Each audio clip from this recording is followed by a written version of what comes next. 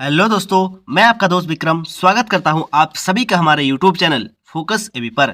दोस्तों, आज की इस वीडियो में हम लोग जैक बोर्ड क्लास 9th वाले बच्चों के लिए विज्ञान विषय के 40 ऐसे इंपॉर्टेंट सवाल को करेंगे जो आपके एग्जाम पॉइंट ऑफ व्यू से काफी ज्यादा इंपॉर्टेंट है। ठीक है, एक एक क्वेश्चन आपके एग्जाम के लिए बहुत ही ज्यादा इंपॉर्टेंट है, इसलिए एक भी क्वेश्चन को मिस नहीं करना है। और एक छोटी सी रिक्वेस्ट है, वीडियो स्टार्ट करने से पहले अगर आप लोग चैनल पर नए हो, चैनल को सब्सक्राइब जरूर कर लीजिएगा। और ध्यान देने वाली बात यह है, मैं आप लोगों को यहाँ पर डायरेक्ट आंसर नहीं बताऊंगा। ठीक है, मैं आप लोगों को एक्सप्लेन करके, हर एक चीजों को एक्सप्लेन करके आप लोगों को आंसर बताऊंगा। बाकी सब क्या करते हैं, डायरेक्ट आंसर मारो रे इसका, option A, option B, option C. ऐसा नहीं करना मेरे दोस्त। जब तक आप लोग चीजों को सीखोगे नहीं, तब तक आप लोगों के लिए चीजों हार्ड बनते जाएगी। ठीक है, तो इसीलिए हर एक चीज को समझ के करना है। चलिए बिना किसी समय बर्बाद किए शुरू करते हैं आज के हमारे शानदार सी क्लास को। क्वेश्चन नंबर 1 में पूछा गया है, निम्न में से किन राशियों का एसआई मात्रक समान होता है। ठीक है, एसआई मात्रक पूछ रहा है, तो एसआई मात्रक किन राशियों का समान होता है। ऑप्शन ए में है चाल और वेग, ऑप्शन बी में है त्वरण और विस्थापन, ऑप्शन सी में है बल और संवेग। इनमें से कोई नहीं। तो देखो, अब चाल का एसआई मात्रक क्या होता है। चाल मतलब क्या होता है, इंग्लिश में उसको कहते हैं हम लोग स्पीड। क्या कहते हैं, चाल को स्पीड कहते हैं हम लोग। ठीक है, और इसका जो एसआई मात्रक होता है क्या होता है, मीटर पर सेकंड होता है। क्या होता है, मीटर पर सेकंड। ठीक है, ये होता है मीटर पर सेकंड। अब वेग का एसआई मात्रक क्या होता है, जिसको हम लोग इंग्लिश में कहते हैं वेलोसिटी। तो वेलोसिटी का भी एसआई मात्रक क्या होता है, मीटर पर सेकंड होता है। जबकि अगर त्वरण की बात करें तो क्या होता है, मीटर पर सेकंड स्क्वायर होता है। ठीक है, तो इसीलिए क्या हो जाएगा यहाँ पर दोस्तों, ऑप्शन नंबर ए एकदम बिल्कुल राइट आंसर हो जाएगा। चाल और वेग का एसआई मात्रक दोनों का समान होता है। क्या होता है, मीटर पर सेकंड। ठीक है, ऐसे दिखाना है आप लोग को। चलिए अगला सवाल देखते हैं। क्वेश्चन नंबर 2 पूछा गया है, निश्चित दिशा में वस्तु द्वारा तय की गई दूरी को क्या कहते हैं। तो क्या कहते हैं, तो एक निश्चित दिशा में जब कोई वस्तु अपना दूरी को तय करता है, उसको हम लोग कहते हैं, क्या कहते हैं, सी। उसको हम लोग कहते हैं, ऑप्शन नंबर सी एकदम बिल्कुल राइट आंसर हो जाएगा, विस्थापन। ठीक है, चलिए क्वेश्चन नंबर 3 को हम लोग देख लेते हैं। पूछ रहा है, बेग का ऐसा मतलब क्या है। बेग किसका, बेग का पूछ रहा है। बेग का मतलब वेलोसिटी। ठीक है, वेलोसिटी। तो इसका आंसर जस्ट मैंने आप लोगों को पहले क्वेश्चन में बताया, तो इसका आंसर आप लोगों को कमेंट करके बताना है। ठीक है, चलो आगे की ओर देखते हैं। क्वेश्चन नंबर 4, स्वचालित वाहनों में एक यंत्र लगा होता है जो उनके द्वारा तय की गई दूरी को प्रदर्शित करता है।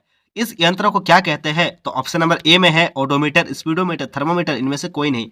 तो ध्यान देने वाली बात यहाँ है कि ऑडोमीटर जो है दोस्तों, तय की गई दूरी को बताता है। ठीक है, और स्पीडोमीटर क्या बताता है, स्पीडोमीटर जो आपका स्पीड होता है उसको बताता है। थर्मोमीटर में हम लोग क्या करते हैं, हीट को हम लोग क्या करते हैं, टेम्परेचर को हम लोग क्या करते हैं, मेजरमेंट करते हैं। ठीक है, तो इसका आंसर हो जाएगा ऑप्शन नंबर ए एकदम बिल्कुल राइट आंसर हो जाएगा। उस यंत्र का नाम क्या होता है, ओडोमीटर होता है, जो स्वचालित वाहनों में एक यंत्र लगा होता है जो उसके द्वारा तय की गई दूरी को प्रदर्शित करता है। ठीक है, तो 4 का आंसर ऑप्शन नंबर ए एकदम बिल्कुल राइट आंसर हो जाएगा। क्वेश्चन नंबर 5 को हम लोग देख लेंगे।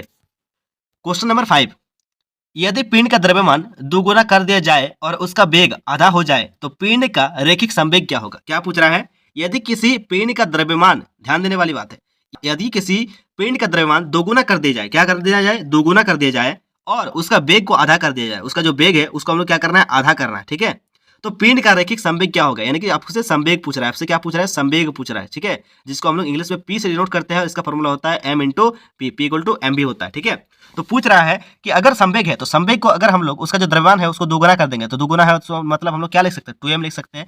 और v को क्या करना है, आधा करना है, तो इसको हम लोग लिख सकते हैं v/2। इसको आधा कर दिए तो 2 तो कट गया, तो बचा क्या, एम भी बचा। तो p इक्वल टू क्या होता है, p इक्वल टू होता है एम भी, तो वही ना रहा। तो इसका आंसर हो जाएगा ऑप्शन नंबर बी एकदम बिल्कुल राइट आंसर हो जाएगा, वही रहेगा। ठीक है, चलिए क्वेश्चन नंबर 6 को देखेंगे। क्वेश्चन नंबर 6 में पूछा गया है हमारे पास, यदि दो वस्तु ए और बी के द्रव्यमान क्रमशः 6 kg और 34 kg हो तो आपको यहाँ पर बताना है। ऑप्शन ए में है, ए का जड़त्व बी के जड़त्व से अधिक होगा, बी का जड़त्व ए के जड़त्व से अधिक होगा। ऑप्शन सी में है, ए का जड़त्व और बी का जड़त्व बराबर होगा, या ऑप्शन डी में है, ए तथा बी का जड़त्व शून्य होगा। ठीक है, तो ऑब्वियसली बात है दोस्तों, कोई वस्तु है ए, ठीक है, जिसका भार कितना है, जिसका द्रव्यमान 6 kg है, और कोई वस्तु है बी जिसका द्रव्यमान कितना है, 34 kg। तो ऑब्वियसली बात है, जिसका सबसे ज्यादा वेट होगा उसका जड़त्व सबसे अधिक होगा। तो इसीलिए क्या हो जाएगा, जो दोस्तों यहाँ पर बी का जो जड़त्व है वो ए के जड़त्व से अधिक होगा। ठीक है, यानी कि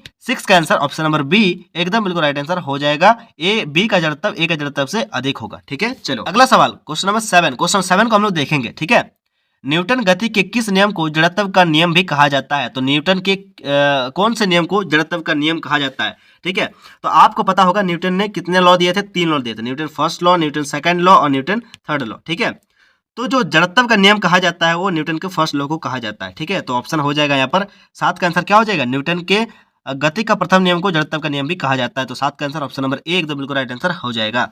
चलो आगे बढ़ते हैं हम लोग क्वेश्चन नंबर 8 की ओर।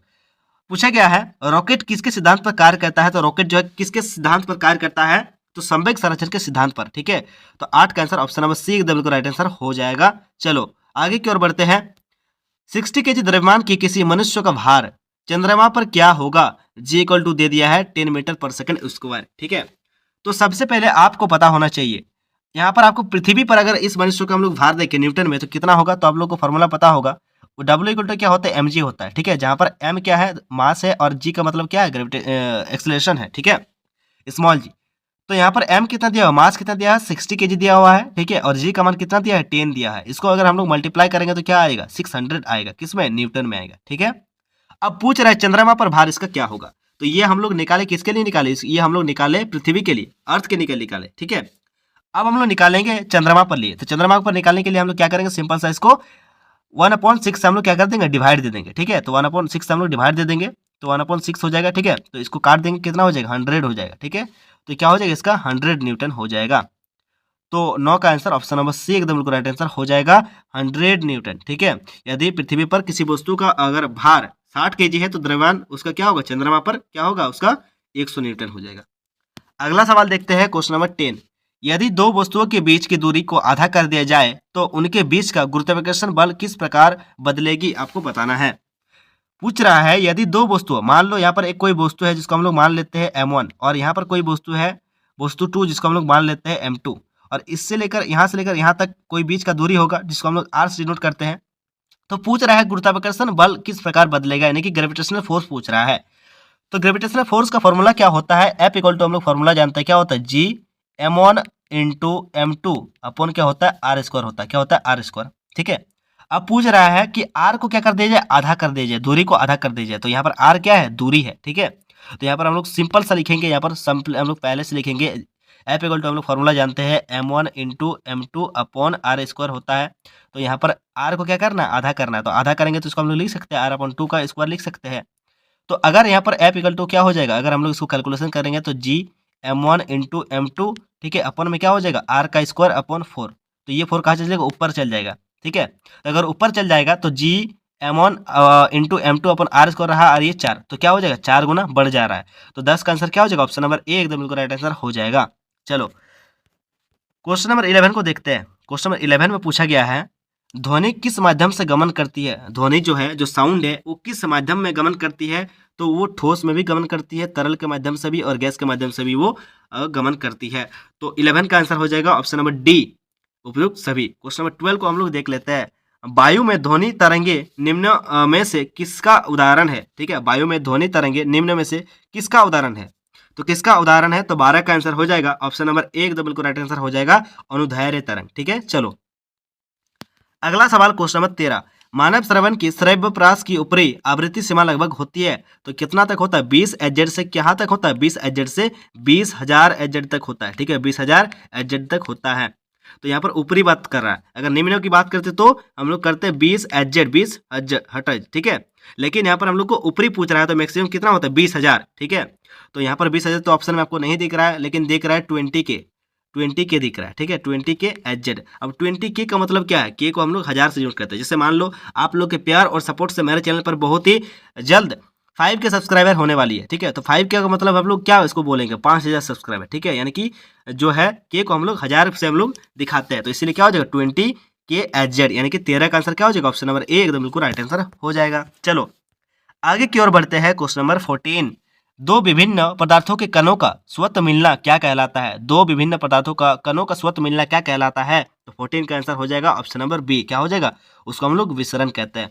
चलो आगे देखते हैं क्वेश्चन नंबर 15 को। क्वेश्चन नंबर 15 में पूछा गया है बर्फ का गलनांक कितना होता है। बर्फ का गलनांक कितना होता है। तो आइस का जो गलनांक पॉइंट होता है, ठीक है, मेल्टिंग पॉइंट कितना होता है बर्फ का गलनांक, तो 0 डिग्री सेल्सियस होता है। कितना होता है, 0 डिग्री सेल्सियस होता है। तो यहाँ पर ऑप्शन में तो आपको 0 डिग्री सेल्सियस नहीं दिख रहा है, तो याद रखिएगा 0 डिग्री सेल्सियस इक्वल टू होता है 273 केल्विन। ठीक है, 273 केल्विन में होता है।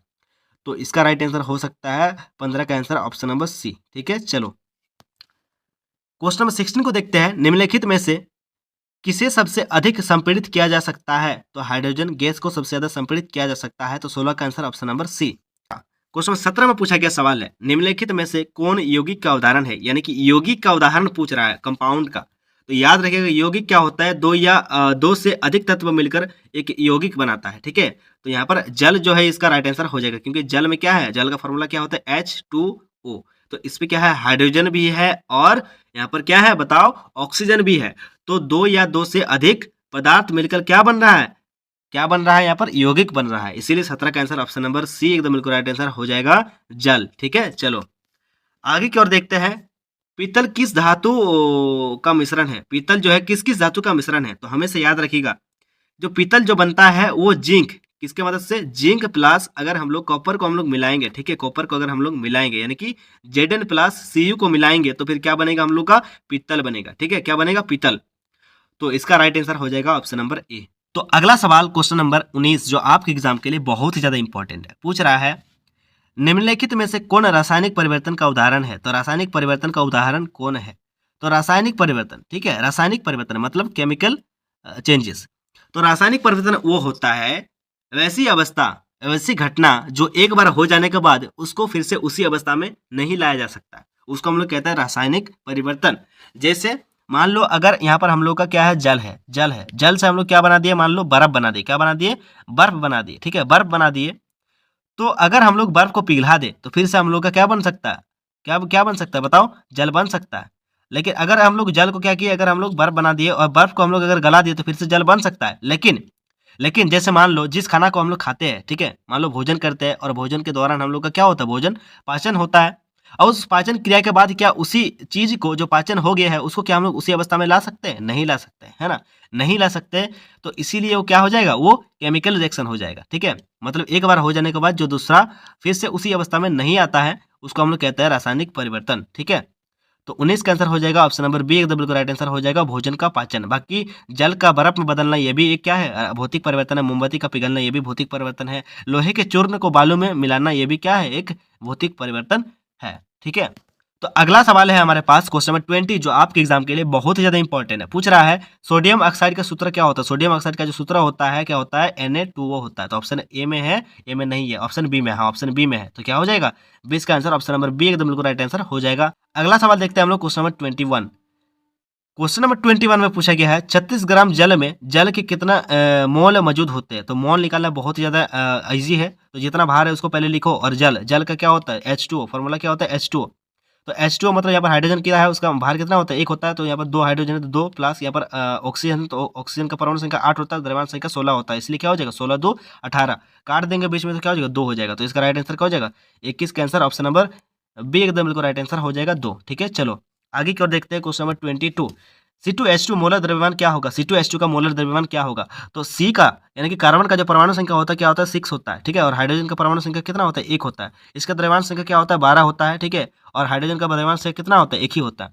तो यहाँ पर कितना कार्बन है 2 कार्बन है, तो यहाँ पर 12 × 2, ठीक है, प्लस हाइड्रोजन कितना है 1 ही को हाइड्रोजन है, 2 को हाइड्रोजन है, तो हम लोग मल्टीप्लाई कर देंगे 2 से। ठीक है, तो यहाँ पर क्या हो जाएगा 24 + 2, 24 + 2 हो जाएगा, तो यहाँ पर क्या हो जाएगा 26 हो जाएगा, 26।